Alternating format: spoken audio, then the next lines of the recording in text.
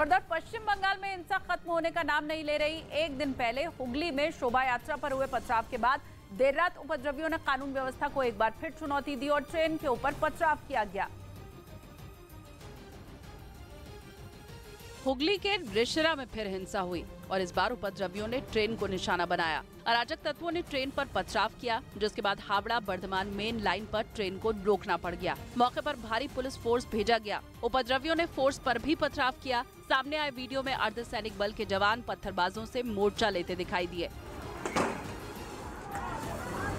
यात्रियों की सुरक्षा को देखते हुए रेल अधिकारियों ने हावड़ा बर्धमान मेन लाइन को सस्पेंड कर दिया और लोकल समेत सभी ट्रेनों की आवाजाही को रोक दिया गया। एक दिन पहले हुगली में रामनवमी की शोभा यात्रा निकली थी, जिस पर रिशरा इलाके में एक समुदाय के लोगों ने पथराव कर दिया था। पत्थरबाजी के साथ ही आगजनी की घटना को भी अंजाम दिया गया था। इस दौरान आगजनी और पत्थरबाजी की घटना हुई। ये शोभा यात्रा हुगली के रिशरा में निकाली गई थी, जिसमें बीजेपी नेता दिलीप घोष भी शामिल हुए थे। रिशरा में हिंसा के कारण धारा 144 लगाई गई थी और इंटरनेट भी बंद कर दिया गया था। लेकिन देर रात उपद्रवियों ने एक बार फिर ट्रेन पर पथराव कर हिंसा फैलाने की कोशिश की।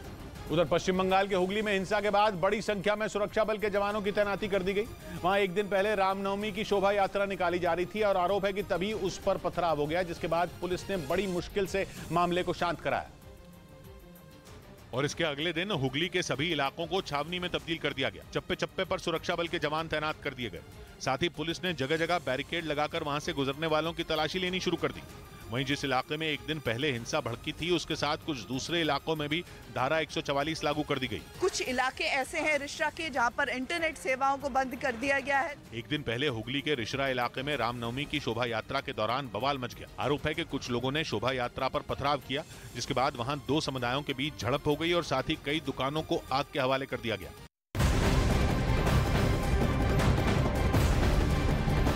बिहार के सासाराम और नालंदा जिले में बेशक अब माहौल शांत हो, लेकिन हिंसा की दहशत लोगों के चेहरों के ऊपर साफ दिखाई दे रही है।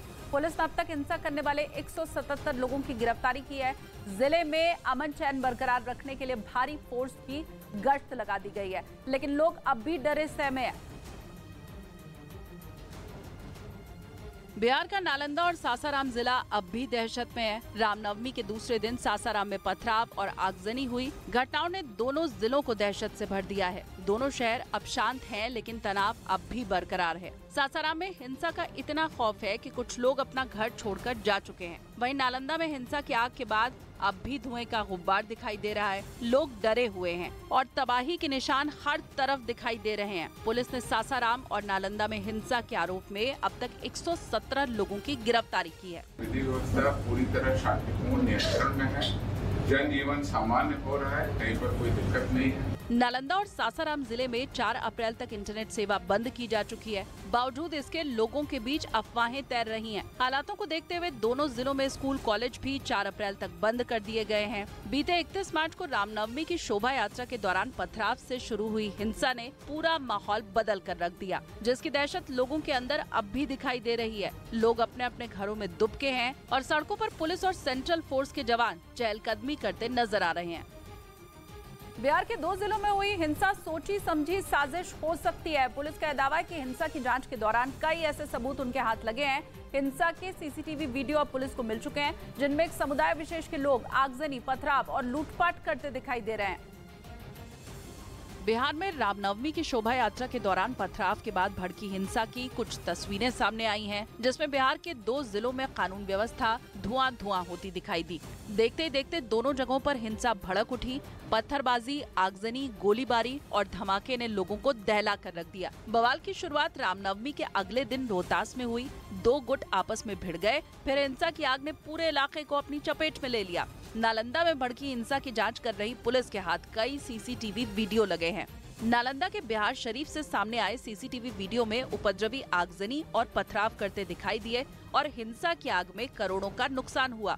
इस वीडियो में दिखाई दे रहा है कि बिहार शरीफ के एक इलाके में उपद्रवी बड़ी संख्या में पहुंचे और वहां खड़ी एक गाड़ी को आग के हवाले कर दिया। इसके बाद भी उपद्रवी रुके नहीं और पथराव करते हुए आगे बढ़ते रहे।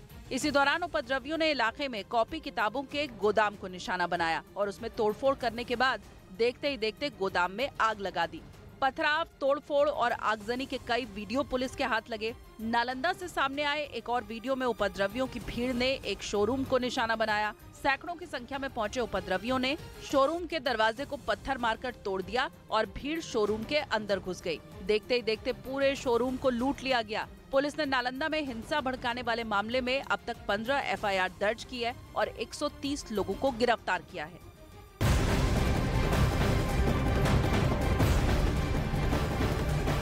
रामनवमी पर देश भर में हुई हिंसा से जुड़ी हुई एक बड़ी खबर सामने आ रही है। देश भर में शोभा यात्रा पर हुए पथराव और हमले का मामला सुप्रीम कोर्ट अब पहुंच चुका है। हिंदू फ्रंट फॉर जस्टिस की तरफ से याचिका दाखिल करके दंगों की उच्च स्तरीय जांच की मांग की गई है। बिहार और पश्चिम बंगाल समेत कई राज्यों में रामनवमी के दौरान निकाली जा रही शोभा यात्रा को निशाना बनाया गया था। याचिका में हिंसा के दौरान घायल हुए भक्तों को और उनकी संपत्तियों को हिंसा के दौरान जो नुकसान पहुंचाया गया उन्हें हर्जाना देने की मांग भी की गई है। तो बड़ी खबर आपको हम बता रहे हैं, पूरे देश में रामनवमी के दौरान जो हिंसा हुई थी उसी के ऊपर मामला सुप्रीम कोर्ट अब पहुंच चुका है। हिंदू फ्रंट फॉर जस्टिस की तरफ से याचिका एक दाखिल सुप्रीम कोर्ट के अंदर की गई है, जिसमें जो पूरा दंगा अलग अलग राज्यों में हुआ है उसकी उच्च स्तरीय जांच की मांग की गई है। उधर बिहार और पश्चिम बंगाल समेत कई राज्यों में रामनवमी के दौरान निकाली जा रही शोभा यात्रा को निशाना बनाया गया था। अब याचिका में हिंसा के दौरान जो भक्त घायल हुए थे उन्हें हर्जाना देने की मांग की गई है। जिनकी संपत्तियों को नुकसान पहुंचा था, कारें जलाई गई थी, शोरूम को लूटा गया था, कई जगहों पर आगजनी हुई थी, उन सभी का हर्जाना देने की मांग की गई है।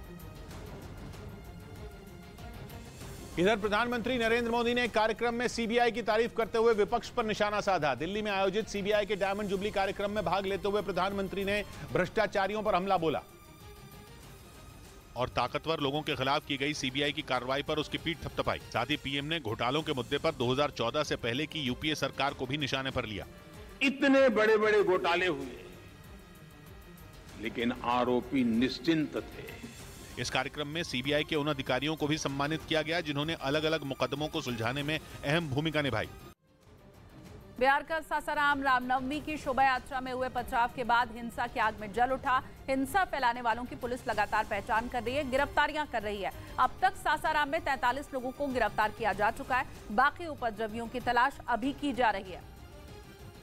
बिहार का सासाराम सहमा हुआ है, लोग घर में दुबके हैं। हिंसा तो खत्म हो चुकी है, लेकिन लोगों के दिलों में हिंसा की दहशत अब भी बाकी है। सड़कों पर पुलिस का पहरा है, सुरक्षा के चाक चौबंद इंतजाम है, लेकिन दहशत की वजह से लोग घरों के बाहर निकलने में भी डर रहे हैं, क्योंकि हिंसा की साजिश रचने वाले अब भी छिटपुट कोशिशों को अंजाम देने और अफवाहों को फैलाने की फिराक में है।